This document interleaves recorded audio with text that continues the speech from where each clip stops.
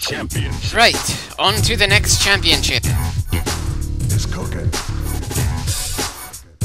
That 50% thing just makes me feel more than a little annoyed, since after the absolute hell that was the final match of that belt, we should have gotten a bit more of a reward. Though maybe that's just me being greedy, especially since I enjoyed that match so much when we won. Anyway, time for us to work with Mankind. I certainly can't think of anyone else I'd want as a hardcore champion, other than Mick Foley, the guy who did a hell of a lot of crazy shit and tore his body apart for our entertainment. Definitely damn good on the microphone, willing to take an absolute sickest of all kinds of bumps, and while not a top star, was certainly hard not to respect and certainly got close. Considering the obscene toll on his body though, excuse me for saying I hope there's never anyone else like him in the business. That shouldn't be too difficult, since I'm sure that the edgy brutality of ECW in the late 90s is probably not coming back anytime soon, but still, it's that awkward thing where you can appreciate the guy for what he brought to the table and feel horrified that he was allowed to put himself at risk like that. It's also a bit awkward, but I kind of would have preferred to hear his Mankind-specific theme here, Ode to Freud, rather than the overall Mick Foley theme. Of the three main personas that Mick had, I was always more of a fan of Mankind because he did such a damn good job playing an unhinged psychopath. A solid second was Cactus Jack, even if the personality there didn't feel anywhere near as interesting to me. Dude Love was kinda funny, but it was literally a college idea of cool, put on a man who was 20 to 30 years too old and too torn up to pull it off anymore when he got it. And as for the times when he came out as just plain Mick Foley, I always didn't really know how to react. On the one hand, it was nice to see that he was still getting work. On the other, good God, I just felt like he'd already done his duty, so just bloody retire. Usually when announcers say that something takes years off your life, they're exaggerating for the sake of the show. But the shit that Mick put himself through legitimately did fuck him up that badly. His family must have some very mixed feelings about the business, even if he's one of the lucky ones and didn't get killed or decide to overdose on drugs.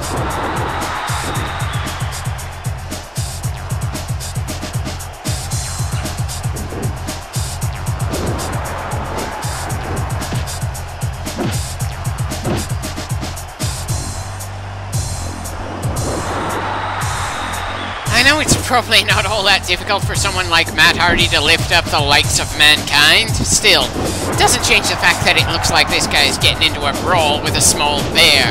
Considering Vince McMahon's usual taste in absurdly muscular men, it's amazing that a chubby bastard like Mankind was allowed to get as much momentum going for him at all.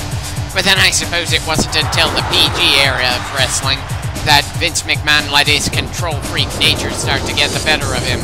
During the Attitude Era, he was at his most flexible, willing to accept ideas from all sources as he tried to contend with the fact that WCW was beating them in the ratings for a while, and possibly feeling a bit pissed that WCW was doing so well for so long with so many of the WWF's cast-offs.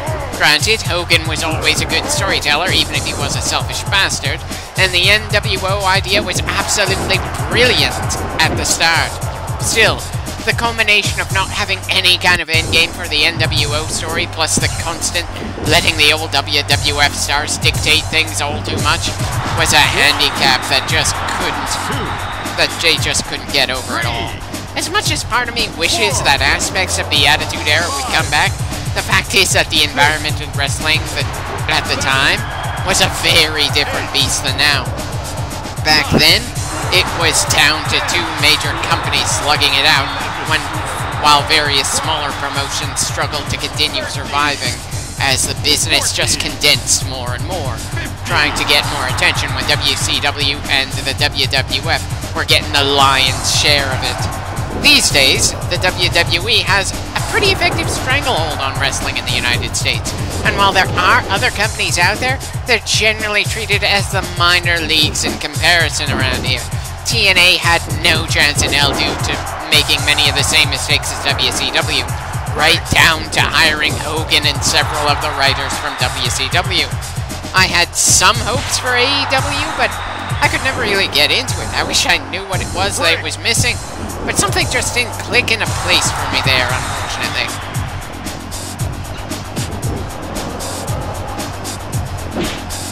Right, too much to hope that I'd be able to apply the mandible claw a second time. Excuse me for somehow preferring when it was done without the aid of Mr. Sako. I get why Mick started going in a more silly direction, especially when his character was going face, but I was just more of a fan of the brutal maniac who felt like an escaped mental patient that he played when the character was first introduced. Probably for about the same reason I was a big Kane fan back then. I'm just more drawn to monsters in the ring.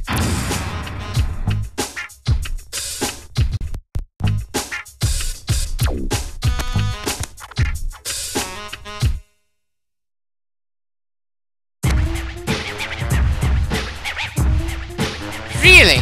Just one match and the boss says we're championship material? I didn't think the match against Matt Hardy was all that special.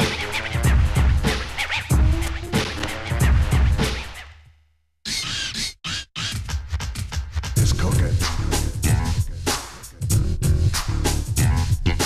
It's cooking. So the next match is against his brother then. It's cooking. Got to admit, I always did like Jeff more than Matt in terms of what they did in the ring. Jeff was just more reckless with his flying stunts, and while I don't recall him ever really being especially hurt by any of it, he was definitely a more extreme breed of crazy. Wait, that's the weapon we pulled out? How the hell is a plastic water bottle gonna be in any way dangerous? I mean, sure, a trash can lid isn't all that dangerous either, but at least it makes a sound that is kind of believable to be damaging when somebody gets hit by it. The announcers can talk a good game about how the metal has been warped by the impact, but a plastic water bottle? It would just feel silly for someone to act hurt by it. Even more silly than the at times very fake-looking punches that various wrestlers do.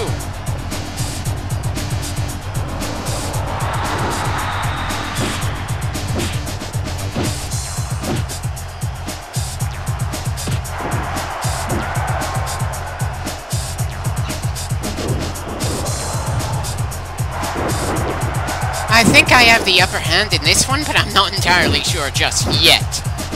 Especially since Jeff is putting up a pretty good fight so far. Granted, this game can't really pull off the kind of combat style that Jeff showed over the years, but neither of the Hardy Boys are being treated like pushovers, even if this is supposed to be one of the easier belts to get in this game.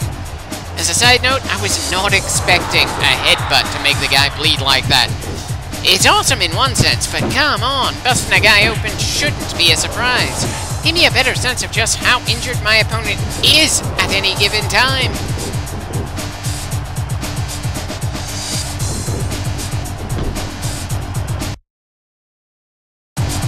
Okay, no clue why the emulator paused on me there. I don't think us throwing Jeff down like that should have in any way strained my computer or the emulator. You know, that head crab and bashing into the ground thing feels more like a cat and fight move. Why do that instead of just mounting and punching the guy?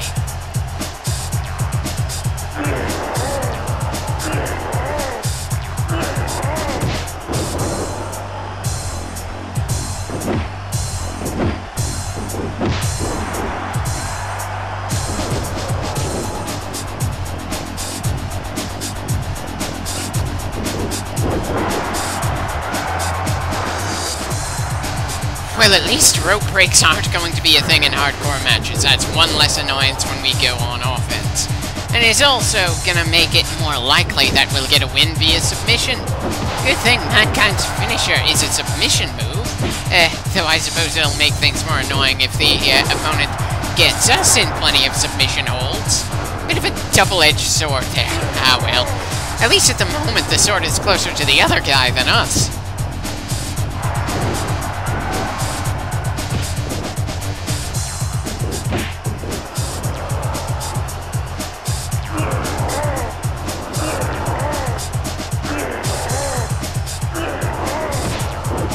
Okay, Let's see if the mandible claw is going to be enough to finish this, considering we've done so many attacks to his head.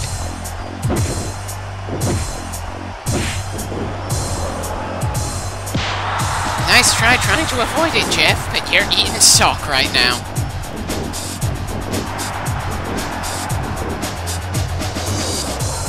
Really? That didn't finish the job? His head was taking more abuse than any other part of his body. He's bleeding and he's holding his ear. Why the hell doesn't that mean he's gonna tap out to a submission move to the skull?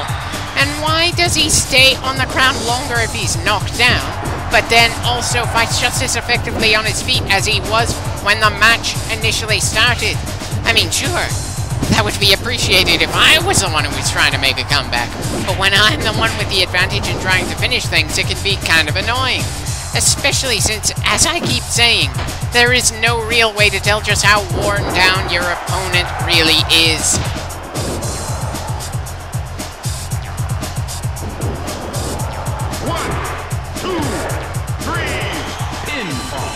Seriously, I didn't know that roll-up pin would get a 3 count.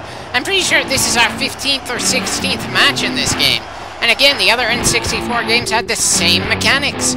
Why am I finding it so hard to fully get a feel for how a given match is gonna really flow with that kind of experience under my belt?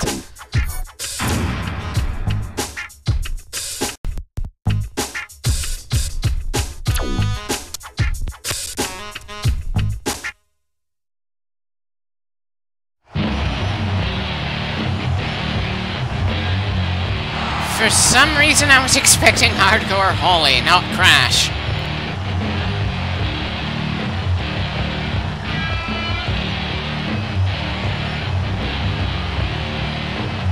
Well, it's probably early because the game designers didn't want to come up with more of a storyline for this belt. At the very least, it certainly feels less intricate than the light heavyweight title.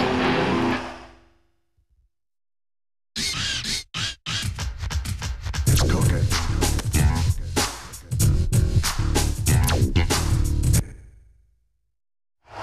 Right, just 3 matches in and we're already taking on the champ. It certainly took longer for us to get a title match in the women's belt, so unless this belt is going to be 3 matches long, there's probably going to be more to this once we're done with this match.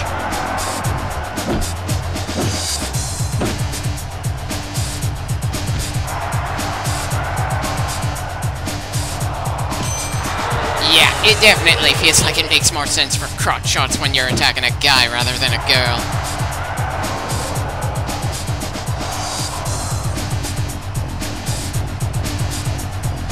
Really? We're already struggling to get to our feet after less than a minute of fighting.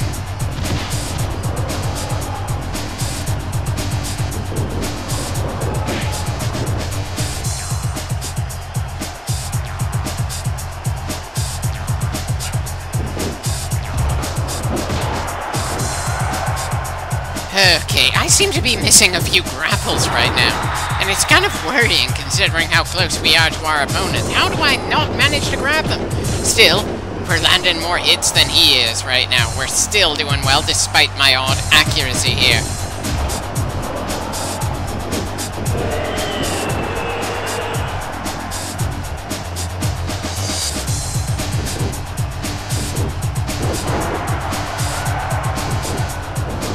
Definitely like the fact that a lot of Mankind's attacks go for the head.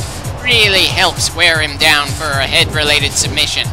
Now, am I actually going to get a submission in this match? Or is it going to be another pinfall?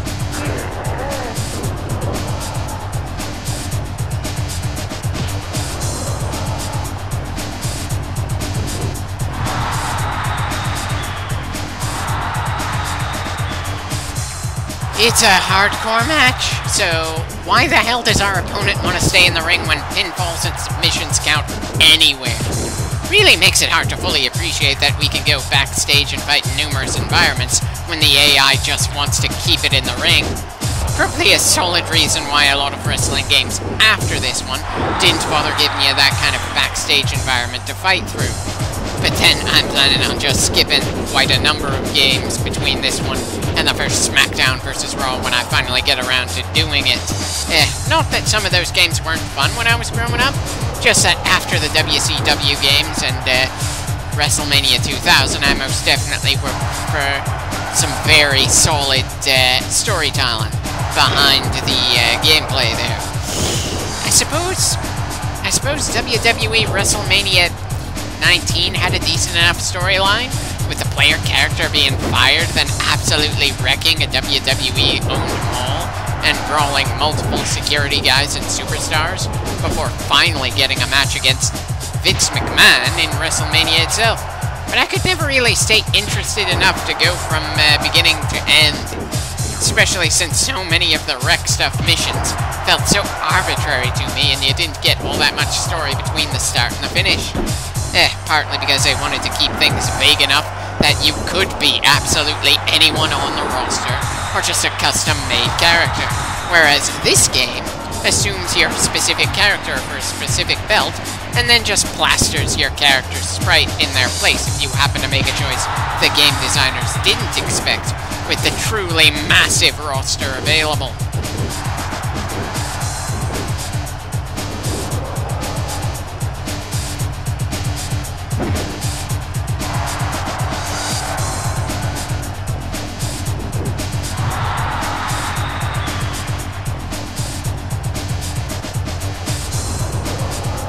Well, at least that time I was able to grab the guy from the apron instead of taking a frickin' elbow to the face again.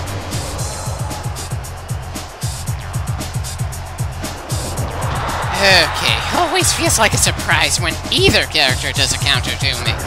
It doesn't help that he failed to counter the exact same move that ended up landing successfully immediately afterwards.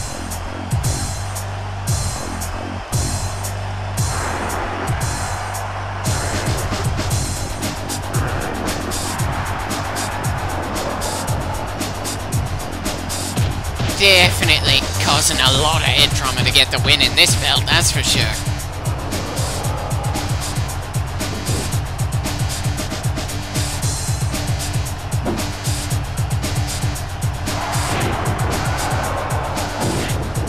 And again, we get him to bleed just by headbutting him.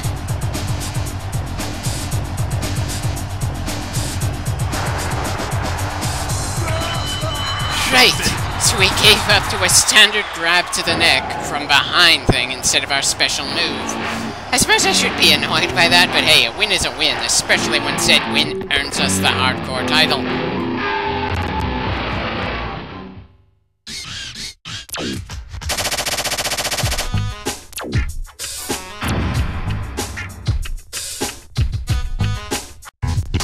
It's cooking.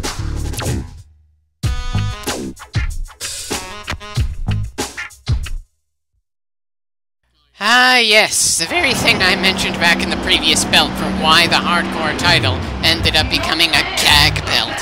That belt could change hands on a damn whim, or at least it was more obvious that it was a whim than with any of the other belts.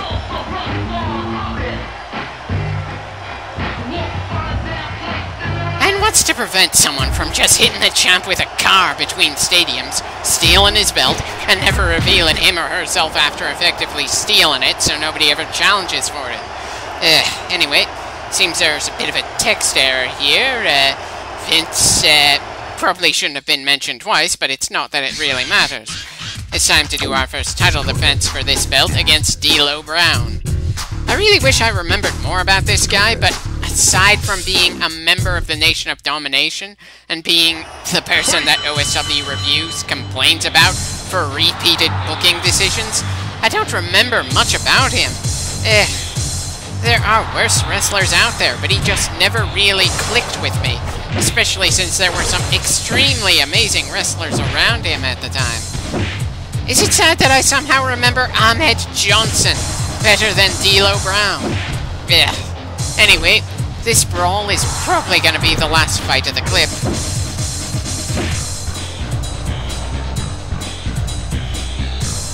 You know, considering this is the locker room, I thought there would be more actual lockers. For some reason, I was expecting metal lockers in a style similar to a high school, where the wrestlers would bring their own padlocks. Considering how many of the roster are supposed to be untrustworthy bastards, it would certainly fit that they would want to prevent their belongings from being messed with, especially with how unreliable the company's security team is, according to kayfabe. But then, for some reason, I don't recall any storylines of someone just outright stealing someone else's wallet or something. The locker rooms seem like they just exist for brawls, interviews, and the occasional shower skit. Hell, it's downright baffling to me that people who in-story hate one another are more likely to just skip right to ambushes or trying to run the other guy over with a car than stealing wallets, vandalizing their belongings, or other kind of minor things that would piss somebody off and throw them off their game. Even as a kid, there was always this sense that pro wrestling was in a way schoolyard jocks that never grew up and just found a way to keep being that jock for several more decades. Though I suppose that's kind of the case in a lot of competitive sports as well. It's just that pro wrestling rolls with it instead of trying to put on a more professional air for the audience, like with baseball or boxing.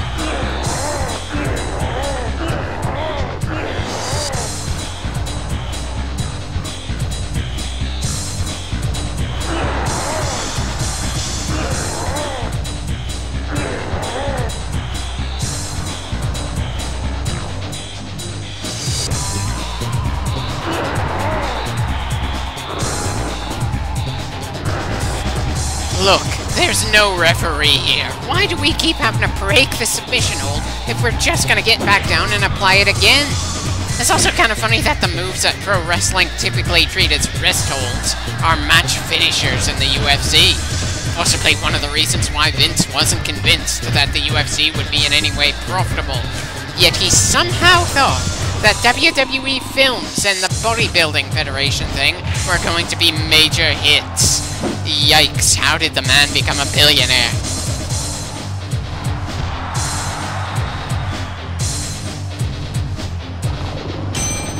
I've said it before, and I'll say it again. Headbutting someone in the crotch doesn't really feel like a great attack.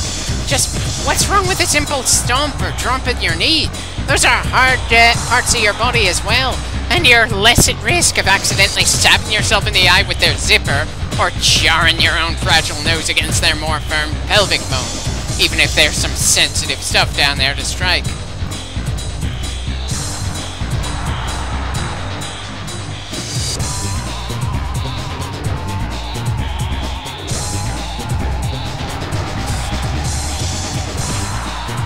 Sorry, D'Lo, but I think Mick Foley has more of a right for the finger bang taunt than you, even if it's more of a Cactus Jack thing than Mankind.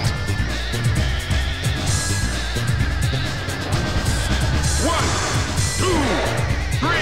Right, another roll-up victory instead of a submission. A win's a win, even if it doesn't feel like we're really using our special to finish things off the way it should go in this belt line, but